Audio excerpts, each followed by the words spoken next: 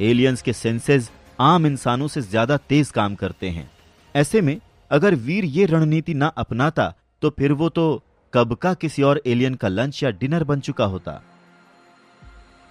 Titan ग्रह पर अपने पहले महीने में तो वीर अपनी इसी स्किल पर काम करता रहा। फिर लगातार फेल होकर दोबारा प्रैक्टिस करने के बाद वीर अपने इंटेंशंस और इमोशंस आसानी से छुपाना सीख गया। यही वजह थी कि वीर जब भी किसी एलियन के करीब जाता था, उस एलियन को वीर के होने का एहसास नहीं होता था। यह तरीका भले ही गलत था, पर उस समय टाइटन ग्रह पर सरवाइव करने के लिए वीर के पास इसके अलावा कोई और रास्ता था भी नहीं।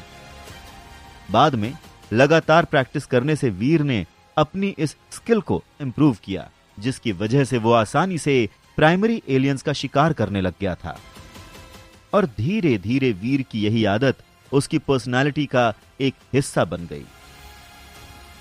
भले ही वीर की फाइटिंग स्किल्स एडवांस्ड लेवल के आसपास भी नहीं थी, लेकिन अपनी टाइमिंग और बिहेवियर की वजह से वो किसी बड़े असैसिन से कम भी नहीं था। एक असैसिन की ही तरह उसकी ये स्किल्स और भी ज्यादा शार्प हो रही थीं, इतनी कि वो आसानी से किसी की भी जिंदगी और मौत का फैसला कर सकता था। बस फर्क सिर्फ इतना था कि अब तक उसके हाथों मरने वाले इंसान नहीं बल्कि एलियन थे। पर इन सभी बातों से अनजान अवनी अभी भी वीर को समझ नहीं पा रही थी। उसके हिसाब से या तो वीर में कोई एक्स्ट्रॉर्डिनरी टैलेंट था या आज वो सिर्फ लकी था।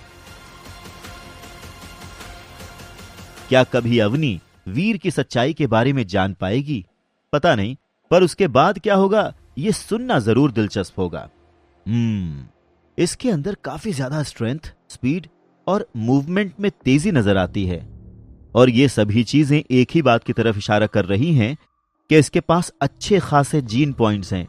अगर ये हाइपर जीन आर्ट्स की प्रैक्टिस नहीं कर रहा है तो अवनी वीर के डेटा को देखते हुए सोचती है, फिर उसके बारे में ज्यादा परेशान नहीं होती। भले ही वीर का डेटा एक एवरेज इंसान के डेटा से बेहतर था, पर इस तरह का डेटा देव आश्रम में करीब करीब सभी लोगों के पास था।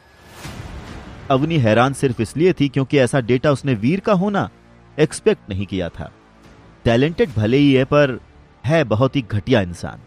अगली बार मिलेगा ना तो कसम से छोड़ूंगी नहीं उसे। वीर के सरप्राइज अटैक्स की वजह से अवनी ने एक बार फिर से उसे घटिया का लेबल दे दिया था। सिर्फ अवनी के लिए ही नहीं बल्कि किसी के लिए भी यह विश्वास करना मुश्किल था कि वीर ने अपनी सरप्राइज अटैक की स्किल में महारत लगातार प्रैक्टिस और अपने इंस्टिंक्ट की वजह से हासिल की थी। यहां तक कि ग्रैंड मास्टर को भी उसके मुंह पर पंच मारने में सक्सेसफुल होने की वजह वीर की यह सरप्राइज अटैक की स्किल ही थी, वरना उसके जैसा एक आम इंसान ग्रैंड मास्टर जैसे ताकतवर इंसान का मुंह तो क्या एक नाखून तक नहीं छू सकता था। सरप्राइज अटैक भले ही सुनने में अच्छा ना लगे, पर प्रैक्टिकल था और वीर के लिए फिलहाल सर्वाइवल का सबसे बड़ा हथियार था। घर पहुंचकर अपनी मां और बहन के साथ डिनर करने के बाद वीर अपने कमरे में आराम करने चला जाता है। दूसरे दिन सुबह अनुजा का एडमिशन एक अच्छे प्राइवेट स्कूल में कराकर वीर उसे वहीं पर छोड़ देता है और खुद द्रोण मार्शल आर्ट्स इंस्टीट्यूट की तरफ चला जाता है। अब जब कुछ और दिन यहां रहने ही वाला हूं तो क्यों ना कुछ अच्छा ही सीख लूं। बस यही सोचकर वीर द्रोण मार्शल आर्ट्स इंस्टीट्यूट पहुंच जाता है। यह वही मार्शल आर्ट्स इंस्टीट्यूट था जहां टाइटन पर जाने से पहले वीर ने 1 महीना ट्रेनिंग ली थी। इससे पहले वीर ने सिर्फ बेसिक मार्शल आर्ट्स सीखी थी और वो टाइटन ग्रह पर गुजारा करने के लिए काफी नहीं थी। हाँ, डॉक्टर खुराना के ऑर्गेनाइजेशन की वजह से उसे अपनी बेसिक मार्शल आर्ट्स को थोड़ा और मॉडिफाई करने की ट्रेनिंग मिली थी। पर अगर उसे टाइटन ग्रह पर अपना एक स्टेटस हासिल करना है तो उसके लिए उसे और भी ज्यादा नॉलेज और स्किल्स की जरूरत होगी, तभी वो ज्यादा से ज्यादा जीन पॉइंट्स हासिल कर पाएगा। हाइपर जीन आर्ट्स की प्रैक्टिस के बाद उसकी बॉडी और ज्यादा यूनिक हो गई थी और यही वजह थी कि अब वीर मार्शल आर्ट्स के ऐसे फॉर्म्स की प्रैक्टिस कर सकता था जो आम लोगों के बस की बात नहीं थी।